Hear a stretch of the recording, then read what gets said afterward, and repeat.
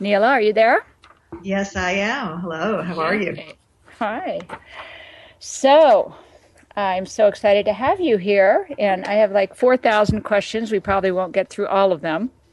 So, if there's Okay. particular points that you want to cover, make sure that you steer us in that direction. So, what I'd like to know, first of all, is you started off as a regular, normal psychologist, and then you went into spiritual teaching and using energy in your therapies. Can you talk a little bit about what that transition was like and how that happened to you? Well, sure. Of course, I hope that I'm still somewhat of a normal psychologist, but maybe those of us who work in the more spiritual planes become a little less, by some people's definition, normal. Right. But I did do traditional training. I do have a doctorate in psychology. I do wonder sometimes what my graduate school thinks of what I do now. Right. But I also spent about 6 years traveling with a spiritual teacher, being trained by him, and have learned a lot about spiritual energies. And as you have described in your introduction of me, I do a lot of integration of the two of them. So Mm-hmm. when I work with somebody, sure, I can do all the traditional things that therapists do, but my tendency is to first sense and read their energy fields and to look for really where their absolute core issues are, because those get held energetically, and to help them to process them somewhat psychologically, but also spiritually, and to overcome them. And the challenge of that is what's most powerful and what most affects us are the things that we hold in our unconscious mind, not in the conscious mind. And so I will tend to go towards what are the unconscious core patterns that people hold and then help them to resolve them. So, um, that is a great description. What are some of the challenges, though, if you are tuning into people's unconscious energy patterns or stuck places? Very often, when you mention this to somebody, because it's unconscious, they go, "No, that's not true at all." So, how Right, do you you are. bridge Or they that? get very defensive or scared or angry that you brought this up. Right. And actually, that's one of the places where traditional training comes in really handy. Hmm. You learn how to time the interpretations or the things that you're picking up. And so one of the things that I do, rather than as a traditional psychic might just sit with someone and say, okay, here's your pattern, I'll kind Hmm. of blend it with the psychological training of guiding people towards what I'm feeling, and Hmm. then being able to test their readiness to hear it or how deep they're willing to go. Because I can feel where in the body someone's holding an issue, I will tend to maybe work with them to feel the issue in their own body. So as much as possible, I try to help people come to the awareness themselves rather than kind of tossing it at them too quickly. Right.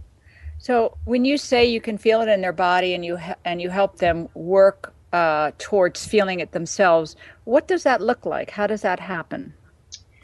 Well, when I Can you first give an started doing example? this work, I would have thought I'd had to be in the same room with them and actually work with the energies directly. But energy is very subtle and it can be manipulated even at a distance. And so sometimes it just looks like they're talking about one thing, but I can feel that maybe in their heart there's a different kind of energy. And so I will guide them to try to feel what's going on in that particular part of their body, giving them some clues. Can you feel how you've just tightened up here, or how your breathing is shifting, or can you sense, what that emotion's starting to feel like? And Mhm. because I'm monitoring it, it makes it much easier for me to direct them. So do you do this verbally or do you have them meditate with you or a combination of both? Combination of both. When I work with people who have a meditation practice and are more open to it, I can work deeper with taking them into a meditation. I've done sessions on phone or Skype where I've actually had the person meditate and worked with them energetically as they're meditating. Yeah, cool. So, can you tell some stories or some examples of how you became convinced that energies actually exist? And I ask this because a lot of times, even though people call for psychics and are interested in psychic phenomena, they really have kind of a skeptical viewpoint about energy. And Yes. sometimes they don't even recognize when they're picking up on energy. So I'm wondering how you made that transition yourself, coming from, more classical background into perceiving energies and then accepting them and integrating them into your work? Oh, okay. I like that question. Because there's a part of me that started out this work somewhat skeptical. I was Mm-hmm. in a traditional, college. I was studying to be a psychologist. I've always had an interest in spirituality, but I had never really, at least I didn't know that I was feeling energies. And so when I first came about to learn about this, I tested it quite a bit. And one of the really cool things is that as a teacher, I get to sit in front of a class. And yes, I'm teaching, but I'm also, in a sense, exploring spiritual realms and, in truth, getting to test out some of my own theories. So I would sit in the classroom and I would sense, like, gee, that person seems to be blocked in energy and it seems to be in that part of their body. And so I'd go over to them and I'd put my hands there and I'd work with them energetically, or I would just say to them, I'm sensing that you're feeling a certain thing, and I would get to test it. And one of the things I did when I first began to teach was I wouldn't teach anything until I had first experienced it. Right. And so that I wouldn't be up there. I mean, as much as I absolutely believe in all of this, there's also that little part of my mind that's going, "Oh, this is so far out there, and how can you be doing this with a doctorate?" And so I questioned it a lot. And, it really is amazing when you're working with someone and you're going, oh, they've got energy held in their lower back, and you begin to work with it, and all of a sudden you go, ooh, that energy feels really angry. And then the person starts telling you all about their anger. And then when you feel the energy beginning to resolve, they start to feel better. So over the years, of course, it's gotten easier and easier for me to sense the energy, to trust what I'm feeling. And again, I keep getting confirmation from people that, yes, indeed, that's what's going on. And the best confirmation is watching people grow, watching people heal, watching people as they release some of these negative patterns in their body, that they just begin to function better, feel happier, feel healthier. Right. Right. And that's really a strong confirmation, probably for the person more so even than for you, that they see you talking about and dealing with energies, and then they feel themselves progress as that releases, which Mm-hmm. was kind of leads to another question I was thinking about of, have you ever worked with people that are really, really blocked? Their conscious, unconscious concepts are buried deep, and when you point out energetic issues to them, they don't seem to get a grasp on that. Have you encountered that, and what do you do with that? Oh, absolutely. I've encountered it. And actually I enjoy working with people like that because they're such an interesting challenge. Mm-hmm. That's where the blending of the psychological and the spiritual come in for me. Then what I'm going to do is I'm going to switch it more to traditional psychological working with them, but I'm Mm-hmm. going to do it based on what I'm picking up intuitively. And so I will just kind of slow the process down and very slowly guide them and use examples from their life. If I say something energetically, like you're blocked there, they'll go, I don't know what you're talking about, or they'll get defensive. Then I'll start to pick up, well, can you see how in these particular incidences in your life, or in these challenges you're going through in your life, how that kind of reflects this particular type of challenge. So I like blending the right brain and the left brain. And I have a Right. lot of respect for people who are skeptical about this stuff. I actually think it's somewhat healthy. As you know, there's lots of people out there who are doing this kind of work who don't really, well, they're a little almost too far out, or they don't really understand what they're doing. Right. And so I think Exactly. people need to be very careful and very evaluative when they work with someone, particularly someone who says, I'm going to intuitively tell you something. Oh, So yes. I tell people, test this, make sure it feels right. If it doesn't, tell me it doesn't. And unless I can show them in their life the accuracy of it, I don't want them just accepting it blindly. Right. Exactly. Yeah, that statement of "I'm going to intuitively tell you something" can often send shivers of terror up my spine, depending on who the person is, Yes, because there are a lot me of too, people out actually. there. Yeah. And you want Right. to empower people. The last thing you want to do in working with someone is say, I have the answers, you don't. Right. That's why a lot of my work is let me help you find this inside yourself. Because what I like to teach people is you have the answers. I'm just here to help you to get to those answers. Right. What happens when you work with? I've run into some people that they're kind of the opposite of being buried. They're fractured. They're exploded. They have conspiracy theories. They feel they've been abducted, and they've been used by government conspiracies, and they're just all over the place, and everything is spiritual, everything is psychic, and not much is grounded at all. What is your approach with that? Have I you have a run into feeling this? that you and I would agree a lot on that kind of issue. Everything has to be done in balance. If Hmm. somebody absolutely has no spirituality in their life, I think that that can create some challenges for them. But if they're not grounded, it creates equal challenges. Oh, And so yes. in working with someone like that, first of all, I'm going to work with them energetically to try to bind the energies back together. But Hmm. I'm going to be very careful to work with grounding them first. And sometimes these are people that have had some kind of early trauma that has fractured them, or they Yes, really are so connected on a spiritual level that they're having difficulty functioning on this plane. And exactly. Right. yeah, I've worked with a lot of people like that, and my work with them always is about you can't wield the spiritual energies until you have a solid grounding. So I'm Hmm. not going to say, "Gee, let's just shut everything down," or "That's not okay." What I'm going to say is, first, let's give you a platform to function from well in this world, in this plane. You know, we've taken on a body in this life. Let's use it. And then once they're much more solid and stable, then I can work with trying to train them and how to work with the energies in a way that doesn't fracture them further. Right. So, and have you run in? I'm asking this because there's some people I've worked with like this, and I'm very curious to see your take on it.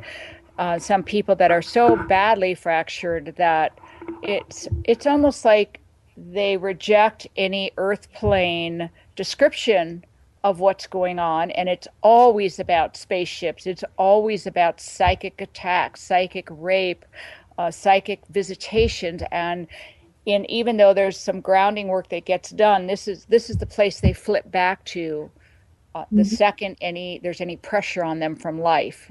Have you Mm-hmm. run into that, and what do you do with that? Well, you put that very well. They do. They flip back into it when there's pressure from life. These are Hmm. people that underlying have a great deal of woundedness and Hmm. fear about being in this plane. And so it's easier to go into that plane. Hmm. And it happens for a number of reasons. I've worked with people that have been badly abused as children. And one of the things they've done is they've escaped outside of the physical body in order Right. to escape the wounding. And to deal with that kind of wounding is very scary and very frightening. So in that kind of case, what I would do is very slowly try to get them back in touch with what was the early trauma and give them some ability to handle what happened. And then, you know, maybe be able to point out to them where it may not be serving them very well, not to also be focused on this plane. We live here. We have to, you know, pay our rent and do all these boring things that, you know, buy food, feed ourselves. Hmm. And if they're not capable of doing that, serving themselves well. Right. Right. Very interesting. It those kind of folks to me are extremely challenging, and it is to me so vitally important to have some kind of classical training, grounded training in psychology when working with people who are way out there spiritually, and especially if they've had trauma in their early childhood, which very often happens. So, And what you're also pointing out is that these people are scared. hmm. And if you don't give them a place that feels safe or help them through their fear, then it's going to be almost too terrifying for them to come back to also work on this plane. And you Right. know, when we're here in physical form, we really need to work with what we have here. Exactly. I agree with that, but I find those fractured folks very often just run away from that, and for the reasons that you described, that it's just not safe to even think about their body, and their life here on Earth has just been terrorizing. So, yeah. Right. So, and what about past lives? Do you ever do any work with incorporating that and the influence of a past life in therapy? I know there's some therapists who specialize in past life regression, but I also know there is a way to kind of integrate past life experiences, influences, revelations into therapy without necessarily going into regression. Do you work with Right. that at all? You're probably touching more on my left brain professional training here. I have Hmm. had people flip into a very vivid experience that is not from their current existence, that they will assume and certainly could be a past life. My basic feeling of that is that's fine. Let's deal with it like we would anything else. So if there was a trauma and it was in a past life, then we still deal with the trauma or what it may have done to on a soul level.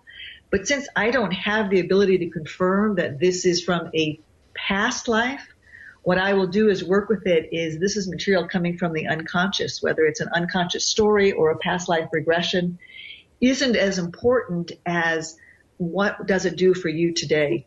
Right. My whole idea, I guess, is that we're here in this current life, in this current body, and the challenges that we have are for us to deal with here and now. And so I would always bring it back to, well, how's that affecting you now? And how can you learn from that or use that to improve your life now? Right. Right. So, how do you help people get grounded? The ones who, especially the ones that flee from it and are afraid of it or don't agree with trying to stay grounded here on Earth. What kind of things do you do? Because I'm wondering if just talking to them is enough. Are there meditation exercises you put them through? Do you influence them with your own energy? What is? Probably a little bit of all of that, but I'm rather cautious about giving too much meditation exercises to somebody who's already grounded. For Right. many people, meditation is the way for us to expand past just this plane or Mm-hmm. to awaken and open more of our consciousness. Meditation also tends to open the doorways between the conscious mind and the unconscious mind. And Mm-hmm. sometimes these people are already too flooded with things from the unconscious mind. So, of course, it would be individualized, and each person's different. I'd work with each person differently. But sometimes what happens, like you describe them as being like shattered, Mm-hmm. and there's truth to that. It's like there's different parts of them that are operating, not necessarily in conjunction. And so Mm-hmm. sometimes with those people, what I'll do is I'll go into the different fractured parts and work with them and heal the different fractured parts and then rejoin that to the whole. So if someone's scared, it may be that there's a trauma there. So let's start with just that one little part of a trauma. And sometimes that works becomes very fascinating where you have people that literally one day you're working with them and there's a little scared 4-year-old who's talking to you about a trauma that part's been through. And you can try to heal that and then connect that to the next part. And the next day, it may be a 7-year-old part of them or a part that just went through something that was too scary to talk about. And it doesn't always mean that they'll say, oh, I had this trauma. Sometimes there's this feeling of absolute terror. I can't breathe. And Right. so I'll work with that part until they can breathe, until maybe they can tell me about it. I've had parts of people like that talk to me about recently a client I was working with who's been through some very serious trauma. It's like one day she was telling me, in essence, I don't trust you because you're trying to bring me back out in the world. And I know Mm-hmm. the other parts of me are trusting you, but I don't. And so Right. that sounds kind of weird because they are fractured, but over time they begin to reconnect. And then some of the stronger parts of the person can help some of the more scared parts of the person through it. And then when they become more connected through all the different wounded places, then they're not so scared about living in this world. Right. This almost sounds like working with dissociative identity disorder, or as some people know it, multiple personality disorders, when you talk about working with these different parts. But it hasn't gone that far. I'm assuming you're talking about taking these different aspects of people and they still know about the different parts of themselves. They're not that far gone that they're dissociating completely. Or are you talking about that? No, no, that's actually quite accurate. You know, Yeah. all of us, even those who are functioning very well, we've had things that happen in our life that we've forgotten. And sometimes those things we've forgotten have quite an effect on us. Right. So, you know, we may have had a trauma and we don't remember the trauma, but we avoid a certain area of town because that was where the trauma took place. Or a friend of mine recently said he realized that he was coming to an intersection where he had an accident and he wasn't thinking about the accident, but all of a sudden he started getting a headache. And one of the things that happened in the accident was he had hurt his neck. Mm. So these things are always operating in the unconscious mind. the bigger the trauma, sometimes the more we repress it. So these are not multiple personalities. They're people who've just had trauma that are suppressing that particular trauma, but then it's affecting them. Now, it's Right. one thing if you get a headache at a certain intersection. It's another thing if your boss is speaking to you and all of a sudden you've just checked out and you can't hear a word they're saying. Right. Right.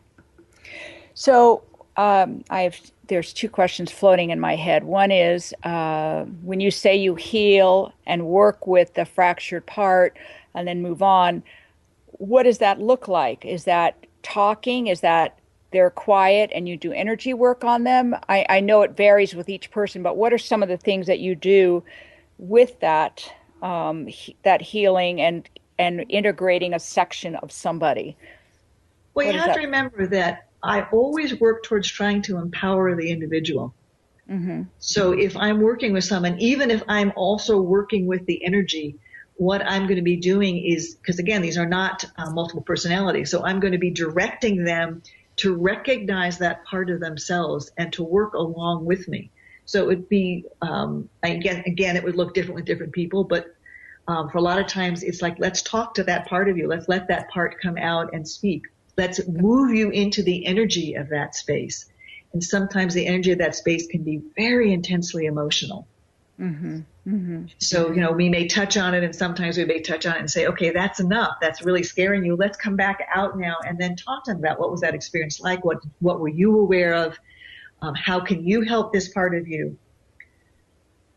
So I And rarely work in a way where it's like, you give me the power, I'll do it all. so when somebody is talking as that part of themselves, are they in some kind of altered state, or do you ask them to just switch gears and kind of use their imagination to talk as if they were that 4-year-old or that 7-year-old or Okay, whatever's that's a coming? good question too. Again, I try to keep them empowered, but that's where I will use some of my abilities to work with energy. Frequently, it's really bringing forth that part where they're into that part. It's not using their imagination, because to me, that's a little more of an intellectual exercise. Mm-hmm. It's using the emotional body, using the ability to feel. And yes, sometimes they're in an altered state. And, when I'm working with them, you can see that their voice begins to sound young. The energy begins to go into that space. Their face may begin to shift. So they're really into that part of themselves, but we're also retaining a little bit of awareness that this is another part of you. You can bring yourself out. I can bring you out if it gets to be too much. So it's a combination. But to Right. me, it's the emotional body we're working on. I've worked with people who've been in therapy for years, and they can tell me very calmly and very articulately all about the traumas that they've had. And yet I can see that the energy of that trauma still resides in the body. And Exactly. I believe that somebody is fully healed when the trauma is out of the body. And on an energy level, what it looks like to me is the energies in their body are much more open, much more free flowing. There's not the block. Because when Right. someone is traumatized, that becomes a block in the open flow of energy. So no, it's not going in and saying, what do you think this might look like? It's really feeling into that part, becoming connected to that part, and then freeing the energy that's within that trauma, which is Right. why frequently there's can be some very intense emotion that comes along with it. Mm-hmm. I love this whole topic because I sometimes believe that people who get readings don't really grasp that a reading is like a trail map, but it is not the actual work of learning, processing, releasing, and going through all one needs to go through to grow through a challenge or to grow through some past trauma. So sometimes people will act like, well, you gave this reading and this and this and this did or did not happen. But the reading is just such a small part of healing. And Yes. I just wish more people understood that we really have to invest time in healing the self and developing the self, not just getting psychic abilities, because that in and of itself is can kind of be a fruitless exercise. If you get wonderful abilities and you're still messed up on the human plane because you haven't dealt with your childhood or you haven't dealt with a death or a breakup. Yes. One thing I say quite frequently to people is that doing this work requires tremendous courage. The Yes. hardest thing we can do is face the places inside of ourselves where we're scared, where we're hurt. I mean, none of us like pain. Why would we want to go to something that hurts? And it's Yes. also why, for me, I think it's really nice when there is a blending of psychic abilities and psychological training, because people are wounded and it's hard to go through those wounds. Absolutely, and I couldn't agree with you more. I wish it was required in mainstream training because we all do have intuition, we all do have energy fields, we all do have some kind of psychic ability. It's a natural part of the human body and the human condition. And yet, in mainstream psychology, unfortunately, it's sort of like a dirty little secret that we just don't talk about. And it's really a shame that there aren't more therapists out there that do the kind of work that you do. And I'd like to see more intuitives, because there are people who are just wonderful healers and have natural psychic ability. And I'd like to make sure that they're all trained, that sometimes when you read like a person's trauma, you may reopen it. And then Yeah, you're faced with somebody who's going through an emotional crisis. And exactly correct. Totally agree with that. When I sometimes hear intuitives give readings, I cringe at the advice that's being given. It's just like not from a psychological perspective. To me, it is not sound advice that from all that we know about the human condition. So yes, I totally agree with you. What kind of, for people who are listening, if they wanted to do some grounding work on themselves, because I think a lot of people know about meditation, that it is expansive. What does grounding work look like if you feel that you're spinning out of control or you're being psychically attacked or you're just feeling something pulling at you? What can people do to pull themselves back together until they can get some help from somebody else? well, the first thing to recognize is that our conscious minds are very powerful. It's actually one of the reasons why meditation is so challenging. We're sitting there and we're starting to open up, and then our mind goes, "Oh, did I, buy that thing I had on my shopping list?" And all of a sudden, we lose the meditation. We're out of it. And so I'll actually sometimes encourage people to use that part of their mind. So if you're in a meditation and you start to feel like you're spinning out of control, or there's energies around you that are attacking you or that are too powerful for you to deal with, one of the things I tell people to do is think. Actually pull yourself out of it, and then remember that the conscious mind is actually more powerful than the unconscious mind. If it wasn't, we'd all be in trance states most of the time. So just stop and say, okay, I just felt something that was too strong. I don't want to feel that anymore. Let me come back into looking around the room I'm in and go do some kind of task that engages my left brain. Hmm. And that Good. shuts down the right brain.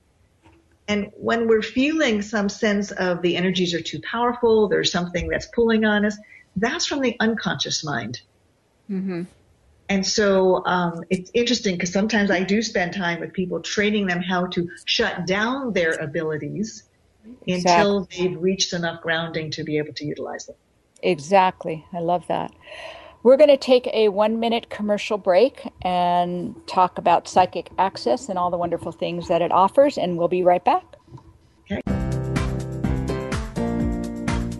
A new era in psychic services has begun. PsychicAccess.com. You can connect with our psychic advisors by telephone or chat 24 hours a day, 7 days a week. All of our psychic advisors are interviewed, fully verified, and accuracy tested, assuring you quality service. We're living in some very troubled times right now. More and more, the world's problems are affecting us on a personal level. You don't have to deal with this alone.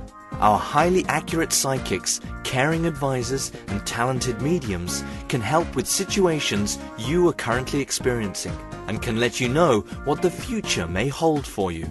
All new customers get a free 6-minute reading. All you have to do is register. Why not visit us now and get a free reading at psychicaccess.com. Okay, we are back with Dr. Neala Peake, who is an extraordinary blend of trained psychologist and energy worker empath and intuitive, and brings all of that into therapeutic healing for folks who need that.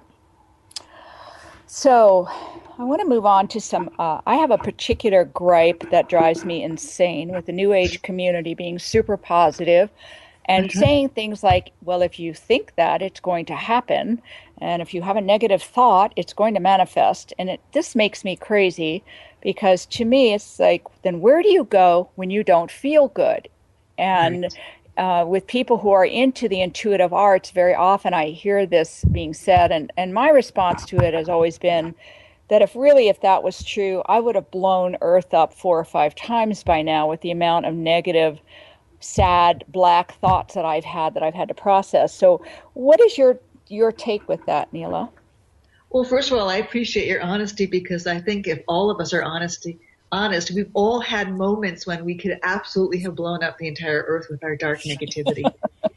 To me, that's part of being human, and it's accepting it. So if you're in a dark negative space, the thing to say if you want to be all new agey and positive is, wow, I've really got some dark stuff coming up. Good. This is an opportunity to go find out what it is and to heal it and to work with it.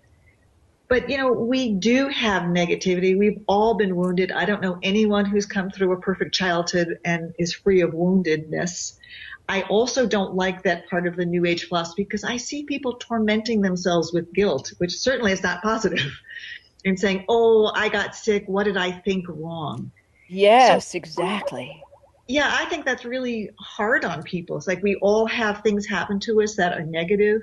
I know a woman who used to say that her spiritual teacher said that the closer you come to spirit, to source, to sun, to the light, the better chance there is that you can get burnt.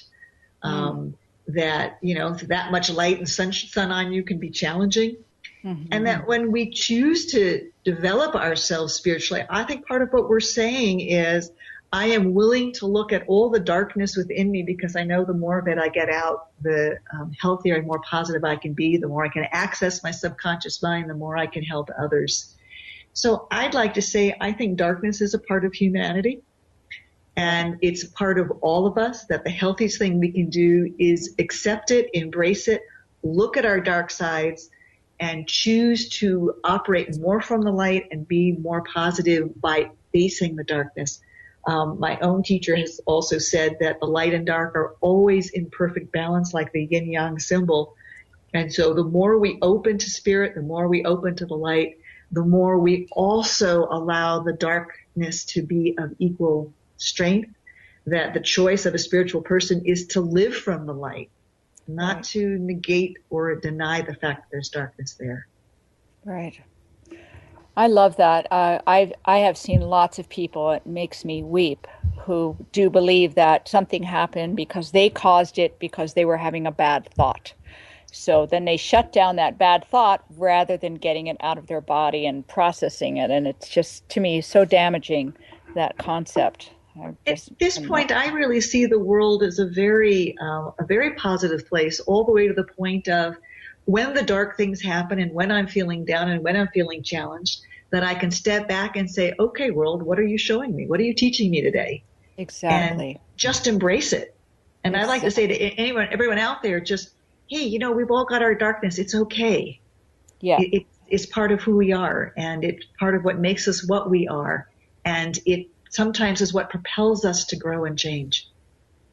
Yes, totally agree. So, what do you think about soulmates and twin souls? Because I know there's lots of people who seem to believe that we are all here to have a soulmate or a twin flame, which I'm not quite sure what the difference is. People have different concepts about that. Is that something you run into that people are overly concerned with? And what is your take on that? None of us have the answers to how all this works, so I'll give you my opinion. I see the world more as a teacher, and we come in to have whatever experiences are most appropriate to our level of soul development. And in some lives, that may be to learn how to be strong on our own. So maybe we don't have a soulmate in that life. For some, it's to find a person they fall madly in love with who challenges them to grow because it's not necessarily the healthiest of relationships. And there are Exactly. people that sometimes we meet that we feel such a strong sense of soul connection to. And for those few who are lucky enough to find one of those, it can be wonderful or it can be challenging. I've seen people who are madly in love in a way that they seem just destined for each other and then go through intense challenges together. So Right. to me, that's kind of almost a Western concept. If I hold the right image, then everything's going to be positive. I'm going to find the perfect soulmate. I'm going to have the perfect job. Everything in life is going to be great. And if not, I've done something wrong. And I see it as this whole plane is someplace we come to, we learn, we grow. We learn a kind of peacefulness and acceptance of whatever we are given. And I see spirituality more as I will find joy in each moment, even if that moment is, this isn't what I wanted right now. Gee, it's hard, but I know that I can learn something from it. I'm still going to maintain my positive attitude. Yes, yeah. I agree with that. And that does not seem to be so much New Age as more metaphysical. People call themselves metaphysical. So I like that distinction there. What do you think about our ability of whether or not we can change a life path, and how much of it have we set up before we come into this life versus how much of it we can or cannot change once we're here? Do you have any thoughts on that? Oh, I have thoughts on it, but again, that's one of those questions of I want to say, gee, how would I know? Right. I'm just here kind of living my life trying to figure it all out. And you're asking some very profoundly deep metaphysical questions. Mm-hmm. So So, what are your thoughts? okay, I'll give you my thoughts, sure. Yes, I'd love to hear them. I've worked with people who have been really damaged and are really struggling with their life. And I see how as they do the work, the courageous work to really change and bring themselves together and heal, that their lives become much better. One could argue that that is changing their path. One could also argue that they came in with the strength to do this work, and so it was predestined. Right. So I don't really know how to answer that in a definitive sense. I would say that if you have the courage to face the dark parts of yourself rather than trying to ignore them, and to do the work and to have the courage to be in life rather than escape life, life gets Mhm. better and better. Would you call that changing your path? Good question. That's a very good question. And I'm not sure of the answer on that either. I tend to lean towards what our teacher has talked about, that most of our life is set up before we get here. And then the real question is, how do we handle all of it? So if we've decided to climb a mountain, that mountain is going to be there. And the question is, do we do that with joy, or do we do it upset and feeling like a victim, or do we do it scared, etc.? But the mountain is something we picked before we got here. And I always like to look at, why would we pick that mountain to climb? What was it we were hoping to accomplish, and try to shift to a more soul perspective. But that's pretty advanced metaphysical thinking for a lot of Actually, you could take it Westerners. one level further and say, I'm not even sure it matters anymore. Why? It's just that this mountain is here and I have a choice. I mean, you've seen people who go, oh man, why do I have to climb this mountain? It's so unfair. And someone else who says, oh, cool, a mountain. Okay, I'm going to strengthen myself so I can climb it. I do Exactly. think we have choices in that. Exactly. That's a very good point to make with that. That is a really good way to look at it. However, with some New Age people who come in for help, they very often will say, if I just sit and think differently, like The Secret, I will manifest that mountain going away. I haven't seen that work very much, I have to say. I was going to say, I haven't seen that work very much either. In fact, sometimes I see those people then, through all their New Age beliefs, becoming very depressed because the mountain hasn't disappeared, which is why Exactly. I choose more of an acceptance. It's like, Exactly. okay, today there's a mountain in front of me. The mountain looks pretty solid. I tried meditating, the mountain's still there. Okay, let me go get some climbing tools and figure out how to climb the mountain. Maybe I can find some good friends to climb with me. Maybe I can actually have a good time climbing the mountain. That to me is the way we empower ourselves to make our lives more joyful. Exactly. I completely agree with that. And again, I think I could be wrong, but I think that is more of an Eastern and metaphysical point of view than a lot of Westerners don't really look at it that way. It's more, I should be able to make the mountain go away. And I find that doesn't work at all. I much more prefer your outlook and go in that direction. Well, we were trained by a more Eastern teacher, and yes, I think that is a more Eastern view. Nice. But I think on any spiritual path, if you look deeply enough, at some point it's about coming to peace and accepting whatever it is that's around you. And that's the one thing that nothing can take away. I can't promise a person that if they meditate and cultivate, their lives will be perfect. But I can promise them if they learn the strength to be able to have a good attitude towards whatever approaches them, that they can hold on to. Yes, I agree with that. And the same concept too for meditation is not for me the concept that you go meditate in a cave somewhere and then you have to come back and face life. The idea is that you meditate enough that you can call up that energy while in life, while in a traffic jam, while in an argument with somebody, that you can then call up that spiritual energy to balance yourself while life is going on. So it's not two different lifestyles. It's actually one lifestyle getting strengthened by the practice of meditation. And talking about that, taking it one step further, I do a lot of work with couples, and part of the belief of that is the power of energy. So if you're in that discussion with someone or that argument with somebody, and you are bringing about a more positive energy and more awareness of what your own dark places are, again, rather than ignoring them, it's amazing how that can just calm down an argument with somebody or bring more light into a business situation with your coworkers. Exactly. That is very true. Very I true. think one way of being a healer is just to, as you own your own darkness and as you spread more positive energy around you, you affect everyone around you. Yes, that is true. Exactly. I often talk about the idea that in the physical sciences, if you change one electron of one atom, the entire substance changes, and that we can all be electrons, shift our energy, and everything around us will shift as well. That's a very nice way of putting it. I do a lot of workshops, and part of what I teach and show people is that as one person's energy shifts, look how it can affect someone else's energy. Or if you meditate with someone from this perspective, how the other person's meditation is changed. And it's Exactly. always about, let me show you that how it works, and let me show you the effect of how your energy affects the energies of everyone around you. That must be extremely powerful also in working either with couples or family systems to Yes. show people that impact. Mm-hmm. Yeah. Yeah, it's interesting when you work with a couple and you stop them from, I don't want to hear what your complaint is about your mate. Let's work on healing this pain and wound you have. And then all of a sudden, gee, my partner's become so much nicer. It's like, well, Right. no, actually your partner hasn't changed at all, but you Right. have.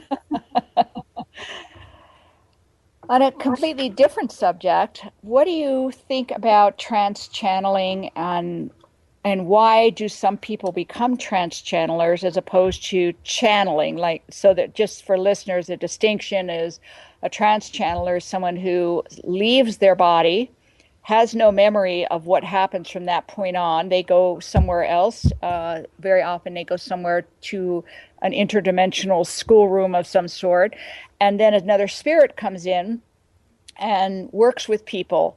And then the human comes back and the spirit leaves. That's a trance channel compared to people who have memory and feel another energy or another being or another entity and then speak the words that the other spirit is talking, and they have memory of that. So trance channeling is kind of a very specific thing, and I have some thoughts about that, and I was curious what your thoughts are about why some people become trance channelers and others do not.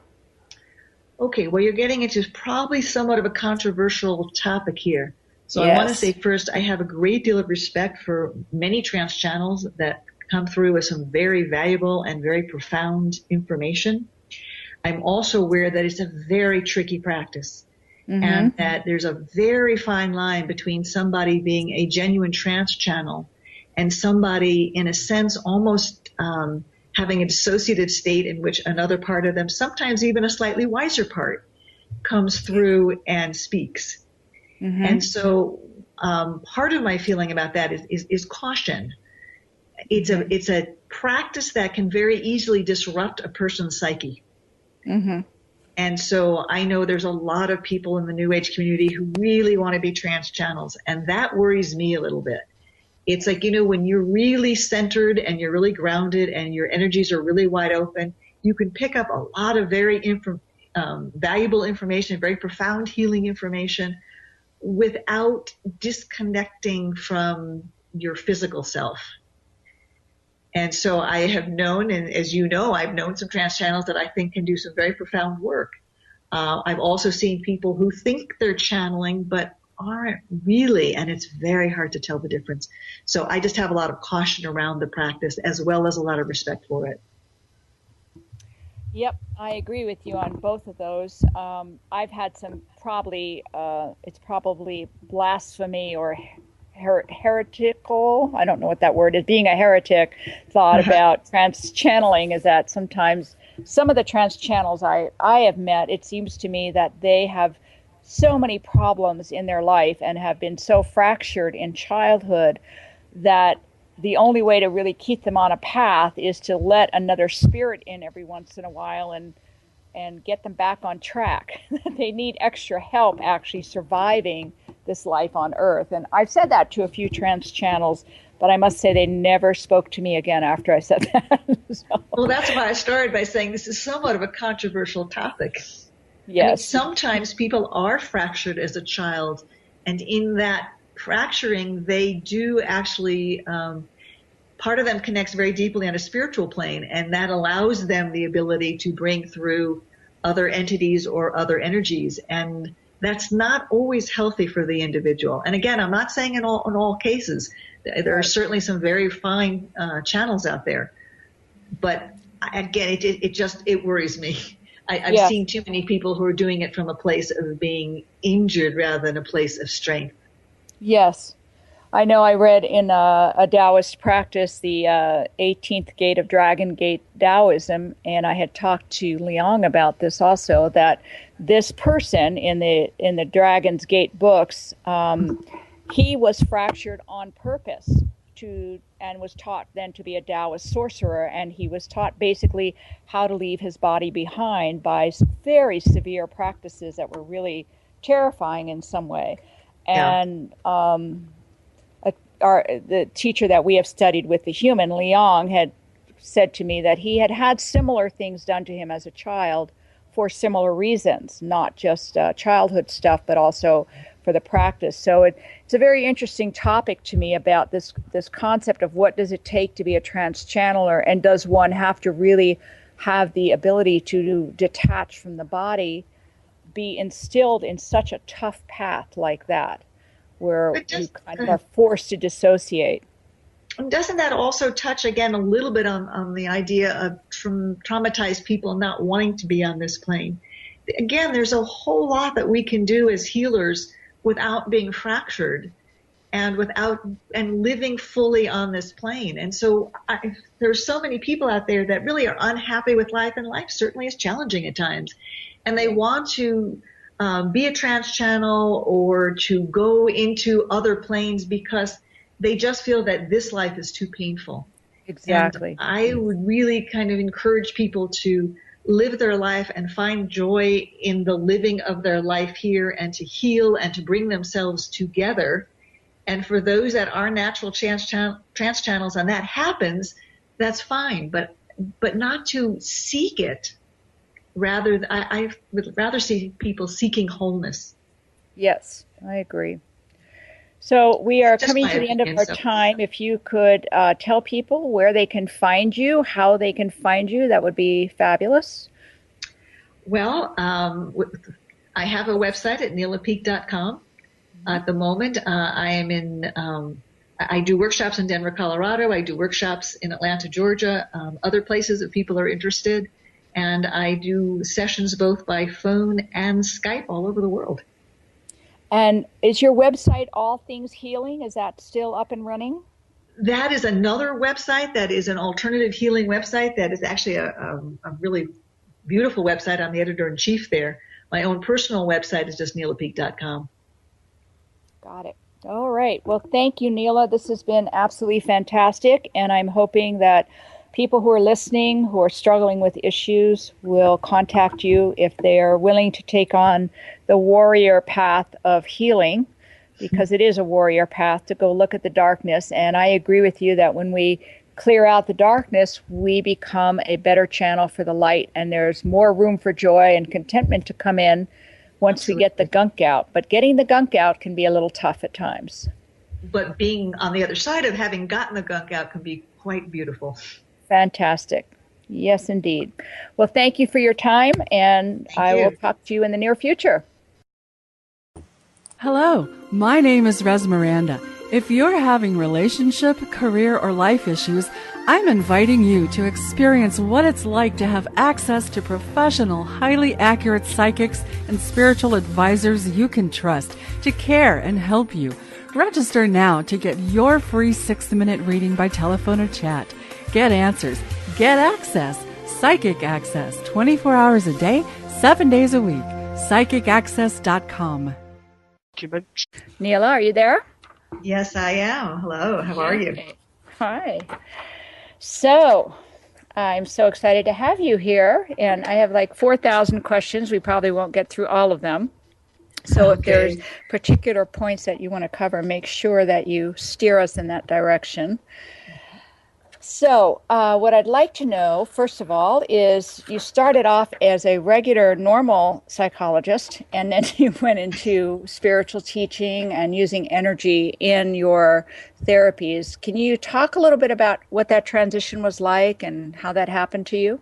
Well, sure. Of course, I hope that I'm still somewhat of a normal psychologist, but maybe those of us who work in the more spiritual planes become a little less, by some people's definition, normal.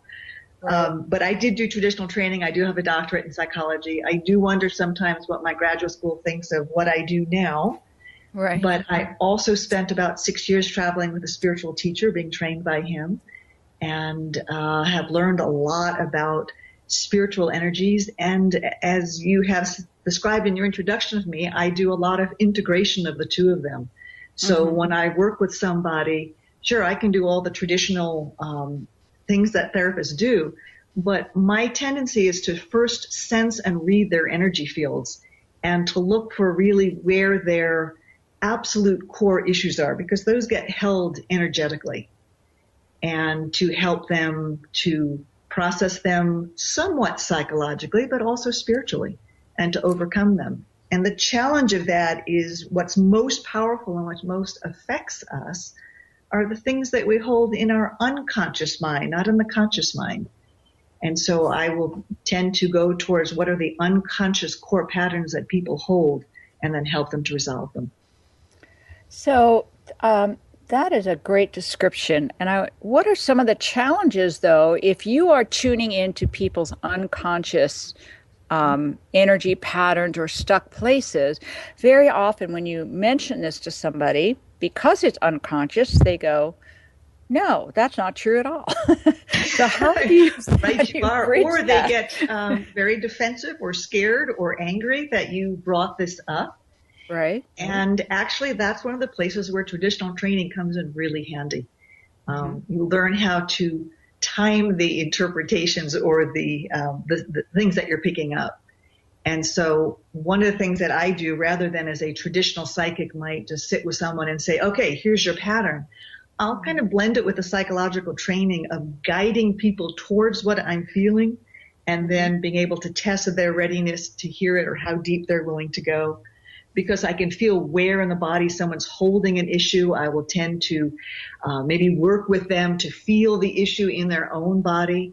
So as much as possible, I try to help people come to the awareness themselves rather than kind of tossing it at them too quickly. Right. So when you say you can feel it in their body and you help them work towards feeling it themselves, what does that look like? How does that happen?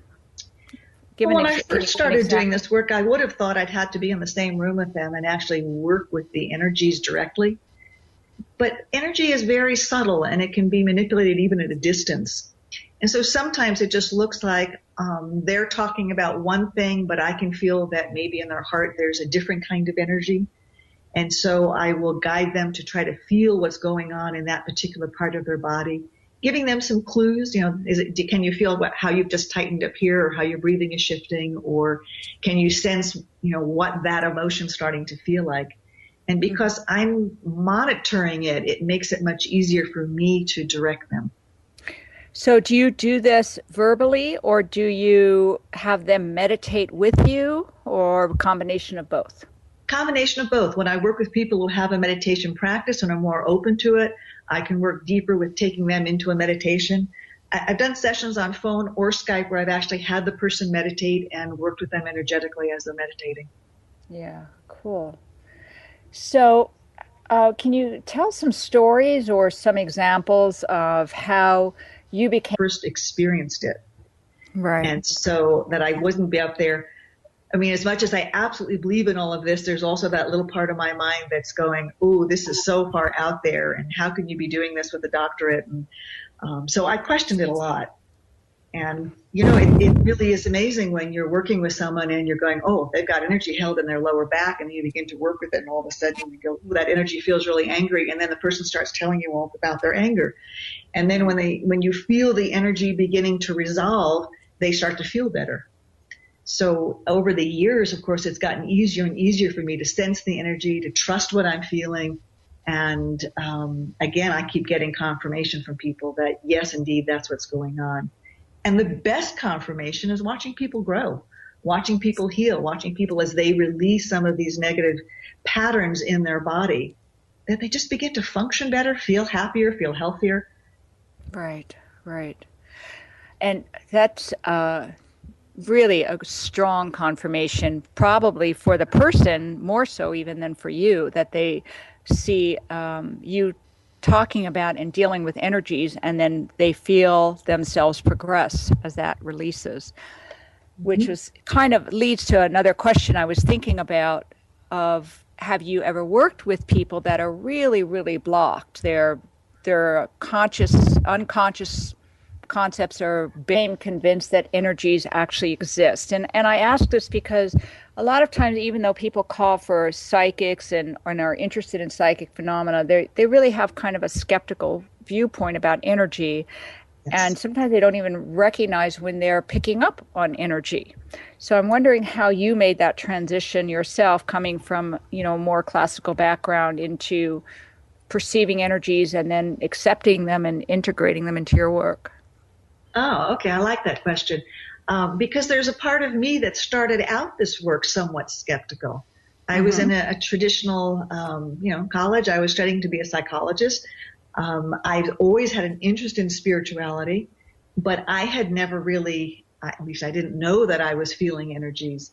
And so when I first came about to learn about this, I tested it quite a bit. And one of the really cool things is that as a teacher, I get to sit in front of a class. And yes, I'm teaching, but I'm also, in a sense, exploring spiritual realms and, in truth, getting to test out some of my own theories. So I would sit in a classroom and I would sense like, gee, that person seems to be blocked in energy and it seems to be in that part of their body. And so I'd go over to them and I'd put my hands there and I'd work with them energetically, or I would just say to them, it's, I'm sensing that you're feeling a certain thing, and I would get to test it. And one of the things I did when I first began to teach was I wouldn't teach anything until I had